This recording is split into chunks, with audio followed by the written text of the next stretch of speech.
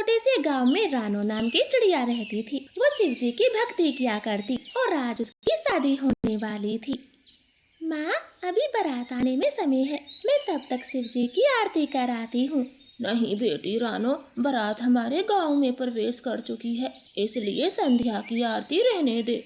नहीं मम्मा, बिना आरती किए मैं शादी नहीं करूँगी।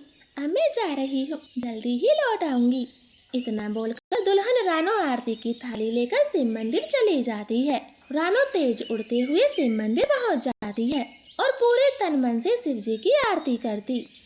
अच्छा पुजारी बाबा जी, आज मेरी शादी है, अब मुझे घर जल्दी पहुँचना है, मैं निकलती हूँ। रानो बिटिया, शिव जी का आशीर्वाद तेरे ऊपर हमेशा बना रहे। तू अपने वैवाहिक जीवन में हमेशा सुखी रहे, मेरा आशीर्वाद है। फिर रानो चिड़िया घर लौटने लगती है। इधर बारात घर पहुंच गई थी और लड़के पक्षी की माँ बहुत गुस्से में थी। कहाँ है आपकी बेटी?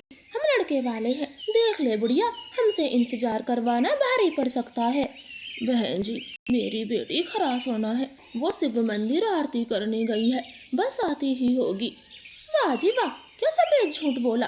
भला अपनी शादी के दिन कौन आरती करने जाता है। चल टुन्नू बेटे, हम गलत लड़की के चक्कर में फंस गए, अब ये शादी कभी नहीं होगी। लड़के की माँ की ऐसी खरी खोटी सुनकर रानो के सारे पड़ोसी कहने लगते हैं। नाना बहन जी, हम सब आपके हाथ जोड़ते हैं, बारात को वापस लेकर ना जाएं। रानो एक भोली भाली लड़की है, बस आती ही होगी।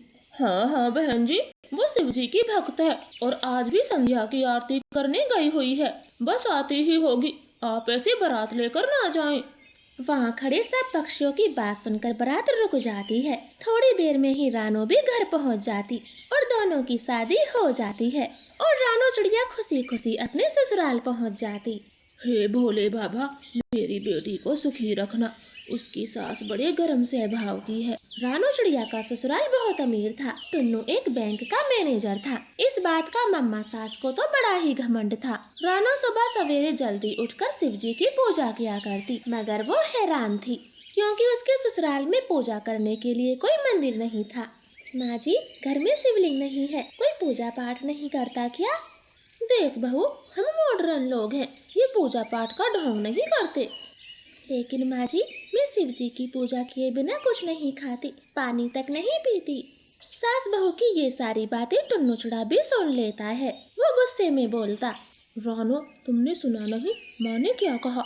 हम पूजा पाठ में टाइम वेस्ट नहीं करते और अब तुमको भी ये सब बंद करना होगा। बस सबके लिए खाना बनाओ, जो तुम्हारा काम है। अपने पति की बात सुनकर वो चुपचाप खाना बनाने चली जाती है। ये सब देखकर मम्मा सास तो बहुत खुश होती। बेटे, तूने एकदम ठीक किया, पहली बार में ही धमका दिया, बड़ी आई पूजा पाठ करने वाली।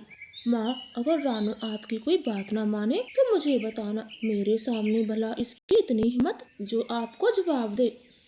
ऐसे वो दोनों माँ बेटा अपने अपने कामों में व्यस्त हो जाते, मगर रानो तो बहुत उदास थी। ये दोनों तो बड़े ही नास्तिक निकले, लेकिन मैं अपनी भक्ति नहीं छोड़ूंगी, चाहे कुछ भी हो जाए। मैं पूछते पूछते शिव मंदिर चली जाती हूँ, ये ठीक रहेगा।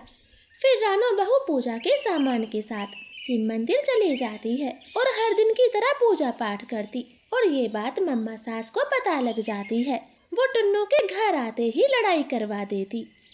बेटा, ये बहू तो बहुत बदतमीज है, हमारे मना करने के बाद भी शिव मंदिर गई और पूजा की, हम दोनों की कोई बात नहीं मानी। माँ जी, पूजा पाठ करने से मन को शांति मिलती है और इसमें क्या बुराई है। मैं आपके सारे काम टाइम पर क्या करूँगी, आपको शिकायत का कोई मौका नहीं दूंगी। बेटा, ये तो बड़ी जाहिल निकली, हमारी बातों का इस पर कोई फर्क नहीं पड़ा।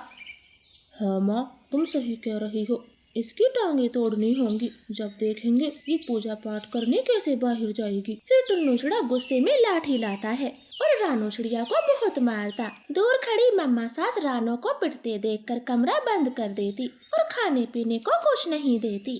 टुन्नू बेटे, सारी रात भूखा रहेगी तो कल ठिकाने आएगी, अब तू भी जाकर सो जा। वो दोनों चैन की नींद सो जाते हैं। बेचारी रानो भूखी प्यासी कमरे में बंद रो रही थी।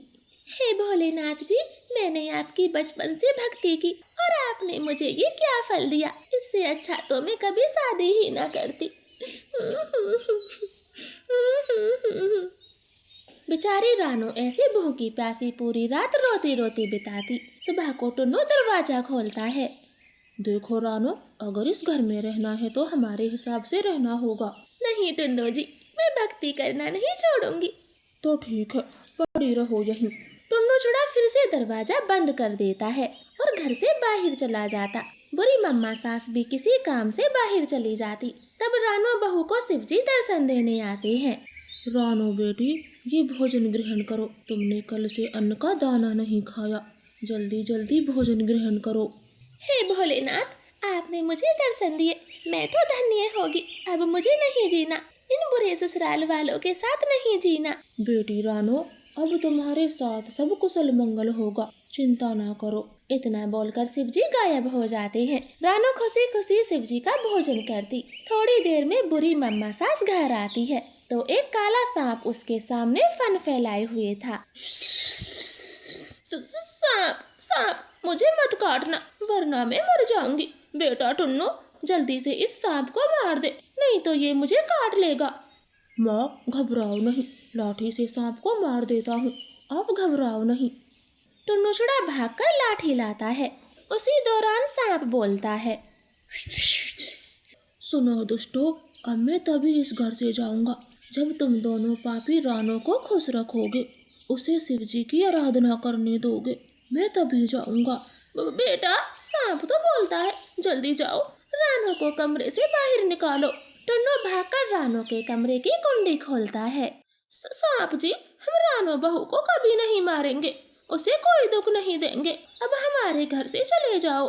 हाँ रानो जी, हमें माफ कर दे, हमसे भूल हो गई। आज के बाद आपको जो भी करना है वो सब करना, तुम्हें नहीं रोकेंगे।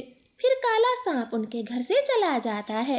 उस दिन के बाद टुन्नू और मम्मा सास बिल्कुल बदल जाते। वो रानो के साथ खुद भी शिवजी की भक्ति करते और इस तरह से रानो की जिंदगी में सुख चैन आता।